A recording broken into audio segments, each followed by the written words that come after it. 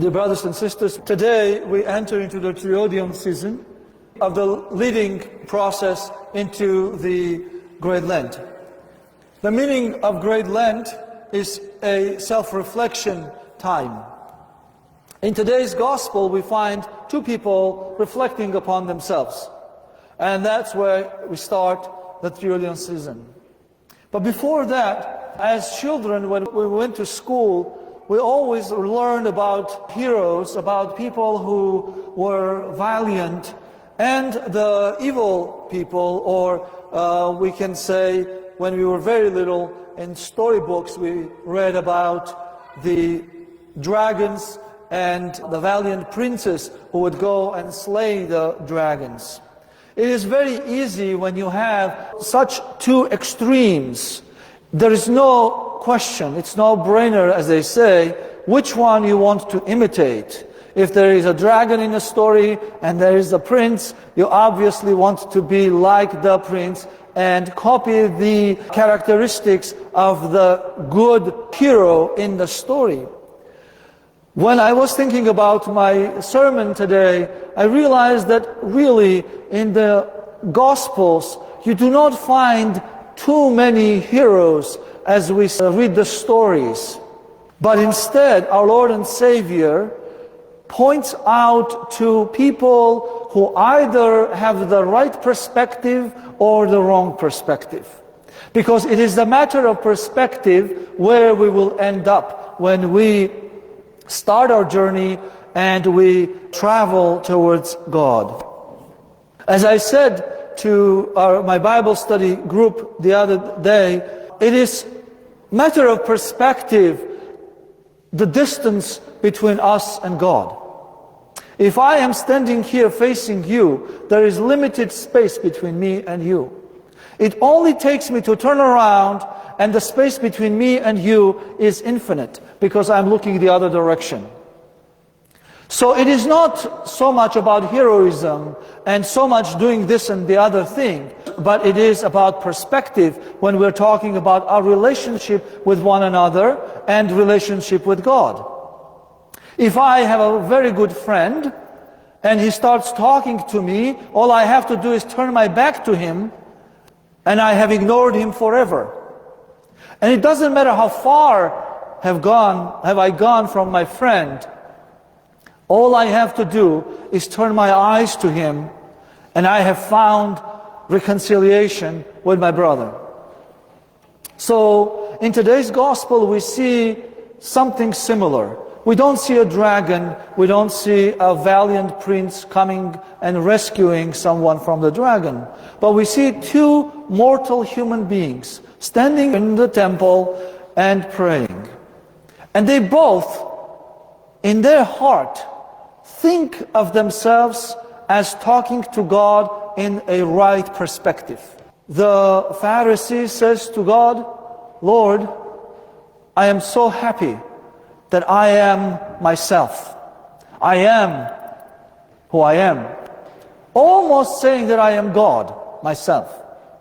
And I am so glad that I pay my taxes, I pay my tithes, I pay all these things, the kimon or whatever mentioned in the story, and I do good things.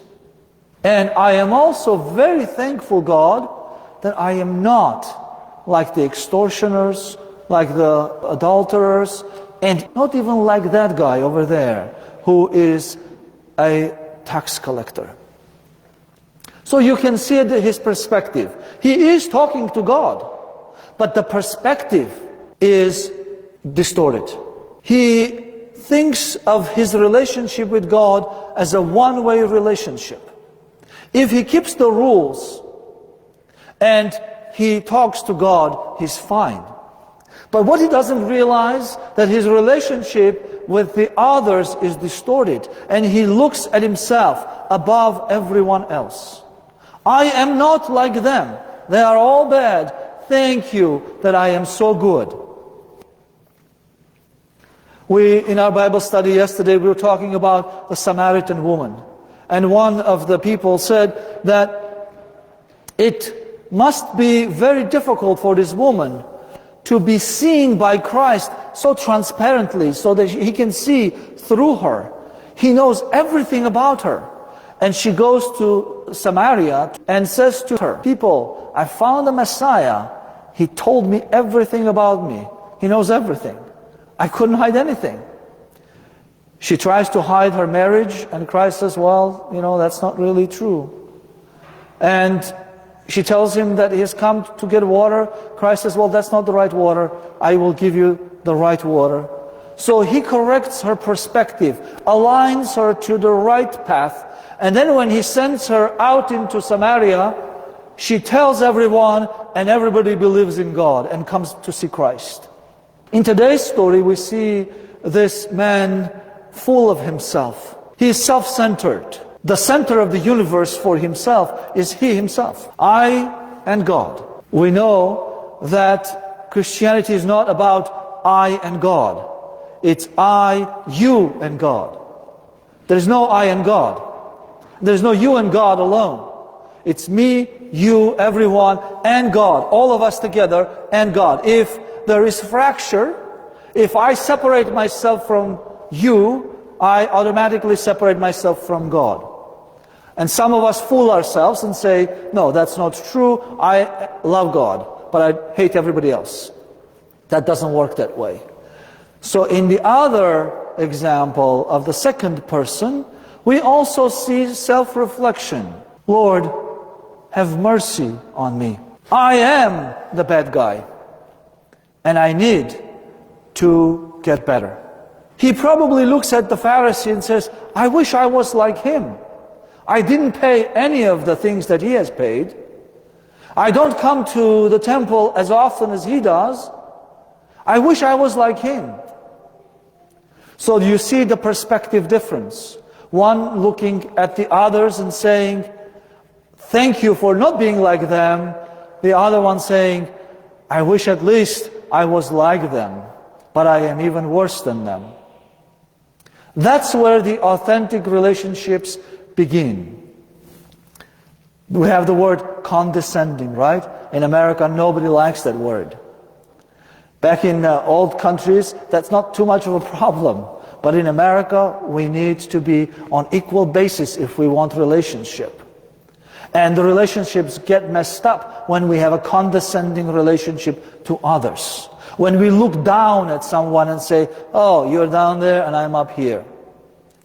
There is a beautiful story that I learned in the grade school. This young boy was a musician playing violin. And he loved going on the sea on his little boat and playing on the sea. And one day the waves drift him to this big mansion that was right on the edge of the sea, so the wall of the house was in the water. So he sits under that wall and plays, and all of a sudden the window opens and this young girl comes out and starts admiring his music. Day after day he comes to the same spot. I wonder why. And then they start talking after the music. And then months pass, they become friends.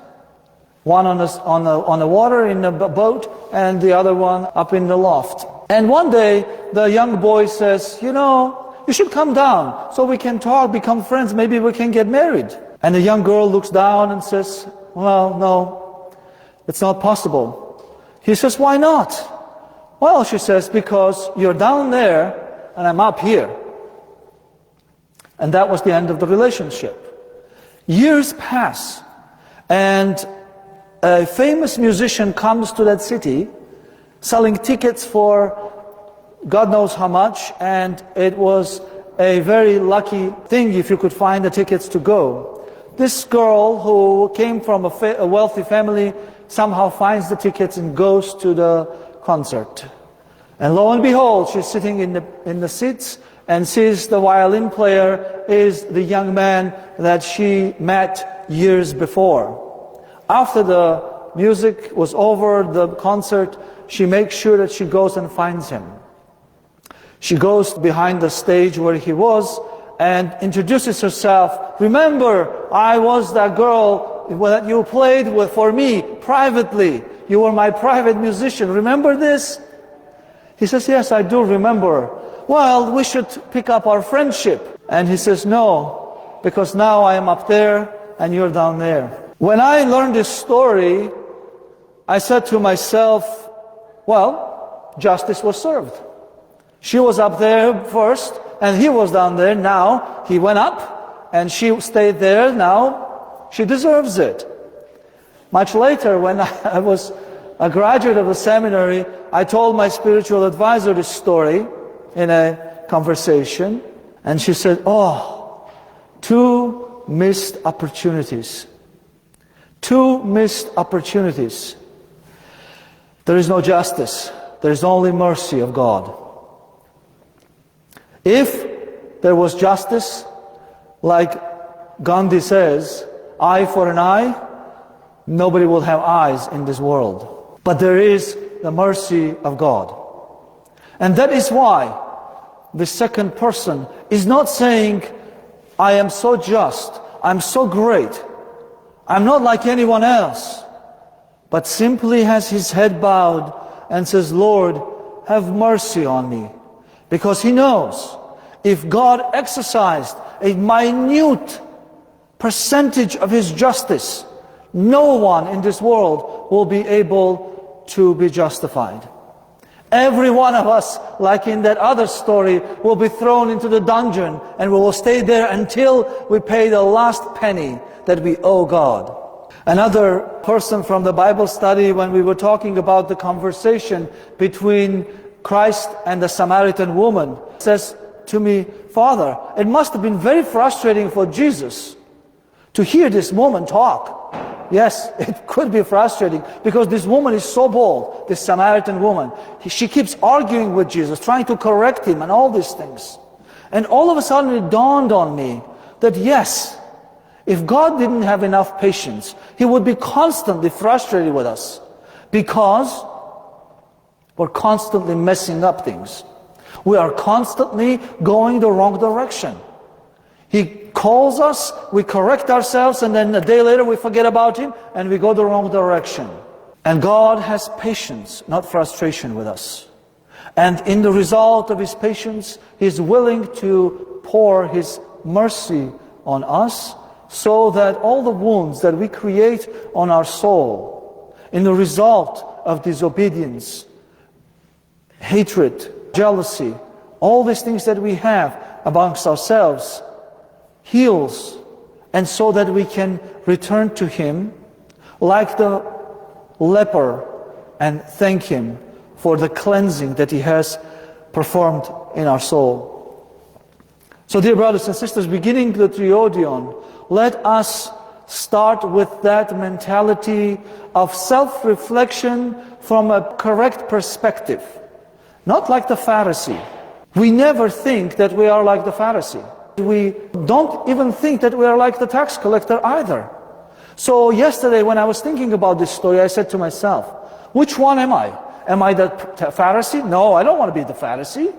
Am I the tax collector? No, I don't want to be the tax collector either. So where am I? In between somewhere? I'm a good person? No, there is no in between. You are either a Pharisee or a tax collector, one or the other. There is no third character in this story. And that's where we're going to start. We need to have courage to say, yes, I am like the Pharisee, and I need to start there. Or no, I am like the tax collector, and I need to start there. If you cover your eyes to both characteristics and you find yourself in the middle, you will always be where you are. You will never progress.